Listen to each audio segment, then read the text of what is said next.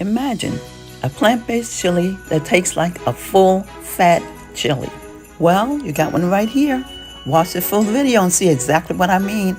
And you can also substitute full fat if you like to. Hello, my angels. I'm Angel, culinary school grad, retired prep cook, and retired line cook. Welcome to my channel and to another video. Let's get started.